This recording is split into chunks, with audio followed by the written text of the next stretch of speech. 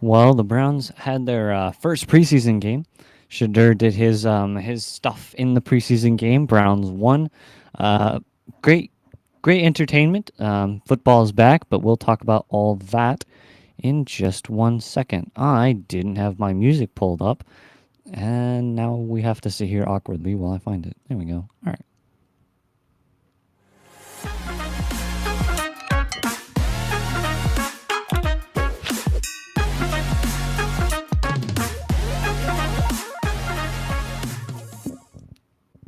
It's gonna replay it. Okay, didn't. Awesome. So, welcome back to Brown's Breakdown. It's been a little while, not too terribly long, since I have done this, but welcome back, everyone. I hope everyone is having a great day. Browns preseason, very, very fun, very entertaining. Love to watch it, just simply because it's the Browns. We always love watching any Browns football, but obviously the biggest point was Shadur Sanders' start in that game. Very, very important, depending on how we'd like him to do. But yes, Shadur Sanders had his first game there. So he was decent. I mean, I wouldn't say he was amazing. I'd say he was decent. It is a preseason game, so it wasn't it wasn't like the number ones against the ones. It was the twos and threes against the twos and threes. But Shadur had his first start. He was decent. Wouldn't say he was amazing, but he was pretty good. So we'll get into it now. So basically, I wrote down a few of my favorite plays or the plays that I took note of until he left. So the first one, we'll start in the first quarter, 11:45 in the game, left in the first quarter. He went under pressure, good throw, had to drop back. It was a screen pass. Good throw from him, simple dump off, just get the ball over there, but he was under pressure. Good pressure on him. Just wrote it down mostly because it was just a good throw under siege from the defensive line. But obviously, that's what happens during a screen pass when the offensive linemen are moving off to guard the running back. But overall, good play. Not too terribly much. We get into more later, but good play. Now, next one is important. It was 11-14. He had a deep ball. It wasn't too terribly deep. The receiver kind of got pass interference. Never didn't get called, but it seemed like a decent throw. But I wasn't really paying attention to the throw. I was looking at the way the ball flew and the distance it had and stuff. It was a good throw. He did have a few balls at the start of the game and throughout the entire game that he played where they were high. I noticed that a lot of his balls were kind of like, if here's the head, it was kind of up here, and so the receivers had to stick their hands up and grab it, which is normal for someone coming into their first game in the NFL. There was clearly some jitters going on with him. He had some problems with just his mindset, I guess. Not his mindset. It was a big game for him, big showing for him, and so he was nervous. It was quite obvious. You could tell he was nervous and a bit giddy. And so he was making a few mistakes, throwing a ball too high or too far or whatever. Very normal things to happen to someone in their first NFL game. Very normal, not anything to be worried about, I'd say.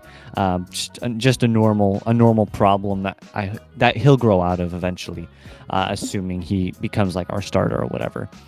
Next up was the 10-28. That was one of his good scrambles, which was important because Shadur it was kind of the knock on him was his scrambling ability. And it was like, can he run? Is that going to be a problem about him? Is he going to be able to pass the ball or run? I mean, scramble, make plays, do things like that, extend the play, things like that. Can he do that with his legs? And he showed that here, came under pressure, found a good opening, and on a scramble, I think he picked up like 10 or 11 yards. I actually need to pull up is there a play-by-play? See more player stats. No, I don't think there's a straight-up play-by-play because I want to see the play-by-play of every play so I can tell you what happened. I didn't write down the play, but it was a good scramble. Just important, especially just with his the problems that he might have had with scrambling. Next one came at 8:57, still in the first quarter, by the way. Good speed in the pass. It was a very, very good throw with good speed, and that's important, especially on your throws into maybe tight coverage where that's a very like a 1 or 2 second window. You want to have good passing speed so that the ball hits the player at good velocity, so he can catch it.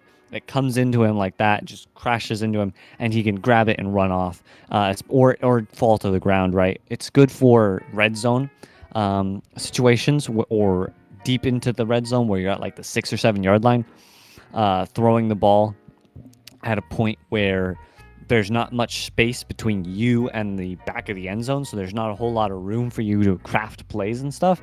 Very important to have quick speed into those windows, especially on like slant routes and stuff, where you have 2 seconds before the receiver hits the zone of the next defender, because everyone's kind of compiled down because of the compression of the field in the red zone. And so you only have 1 or 2 seconds to throw the ball into that window before he hits the zone and is covered off by the next passer, or the next defender, I mean. So good speed, very important. That is trainable mostly, but seeing that in a real game is very nice to see for his development. Next up, we had the first play of the second quarter. Oh, actually, I missed one. 50 seconds left in the first. Bad throw to literally no one. There was just nobody there.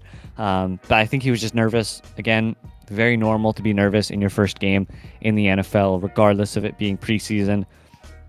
This is just, or maybe it was just a bad throw. We don't know if he was nervous or not.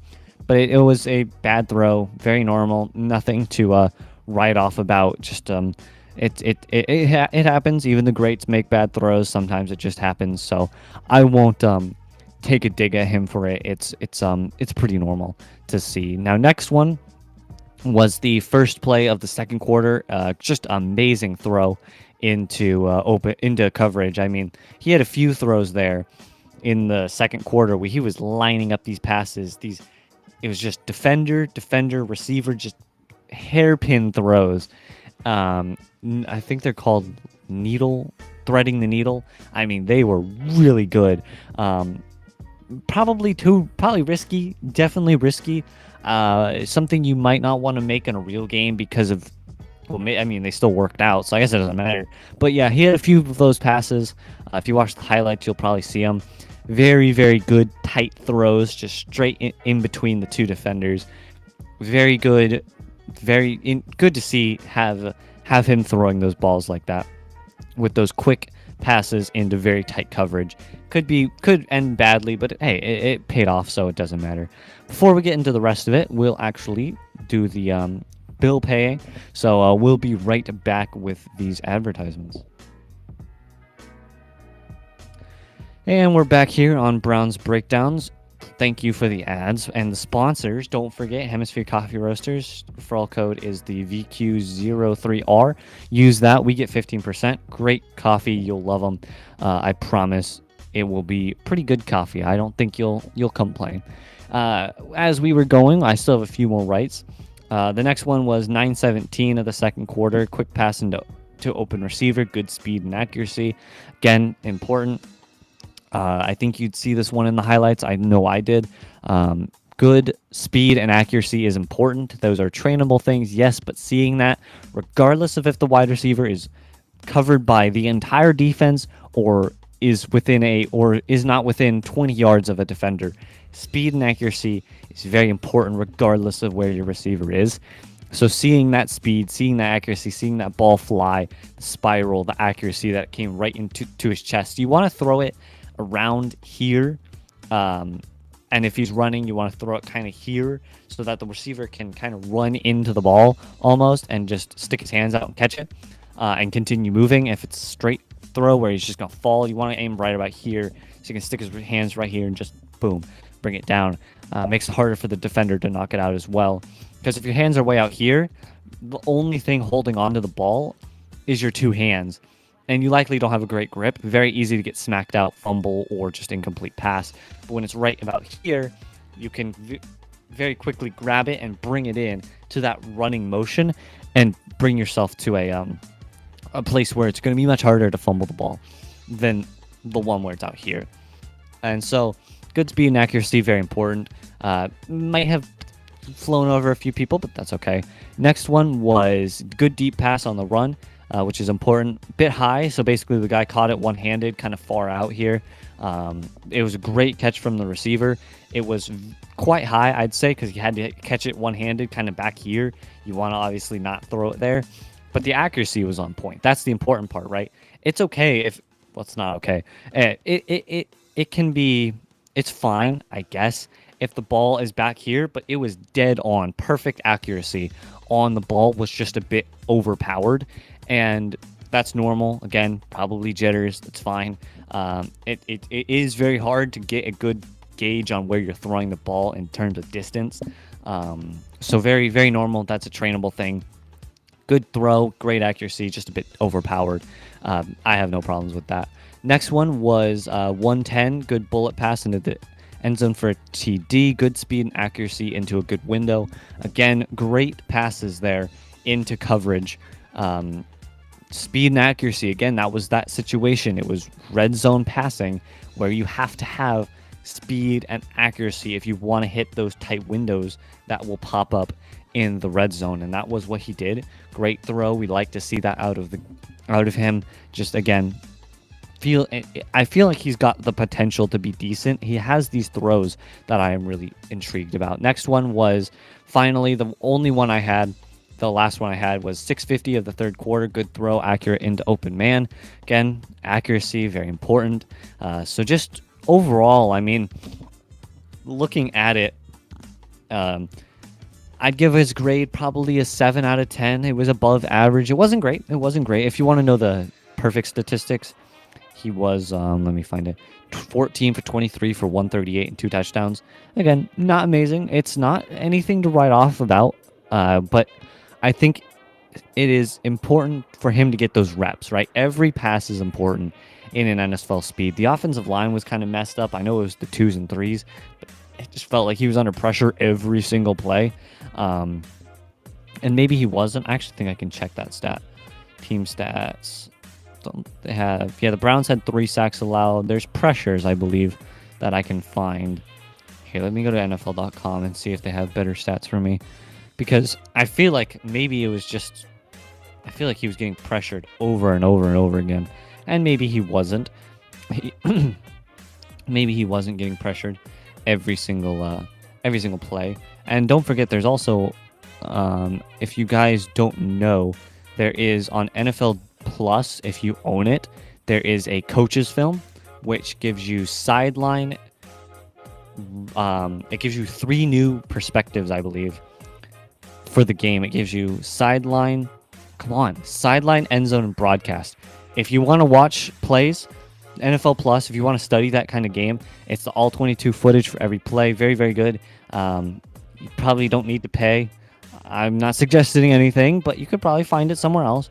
But looking at it, sideline, end zone, and broadcast, great. Sideline is good for finding plays. Broadcast, it's very, very good to see. If you're interested in that, I would recommend it. Now, let me look at stats here.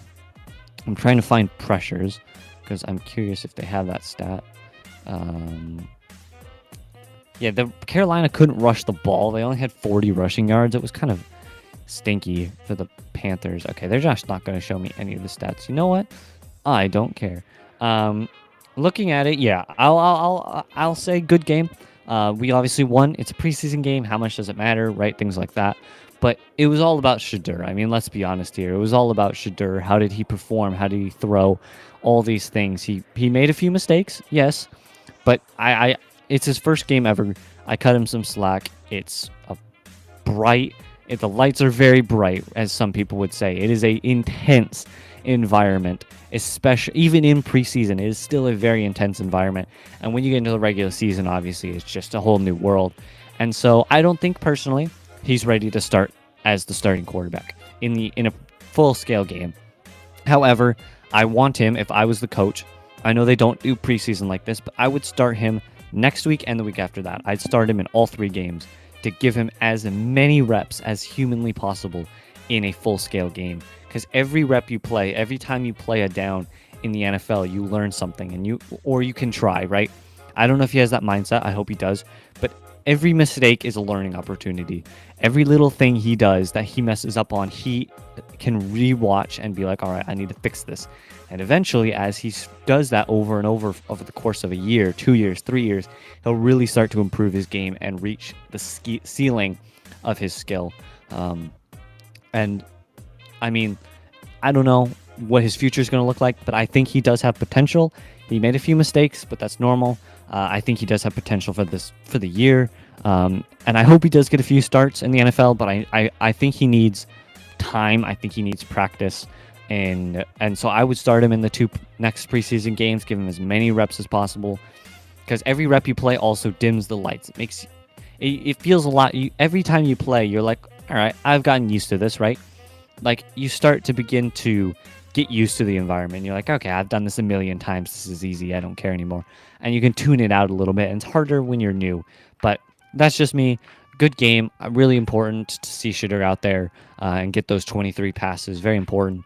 But that's all I really have for you guys. I hope you all enjoyed. I will be back next week for another preseason game review. On Saturday, same next week. And for the regular season, if you're a long-time listener, you know my schedule. Wednesday, I do a game review, and Saturday, I do a 15-minute game preview, right? So on Saturdays, I preview the game on Sunday, and if it's like a Thursday night or whatever, then I do it differently. But Saturday, preview. Wednesday is a review. So hope you all enjoyed. I really have fun doing these. These are awesome. So thank you all for tuning in, and I'll talk to you guys in the next episode. Peace.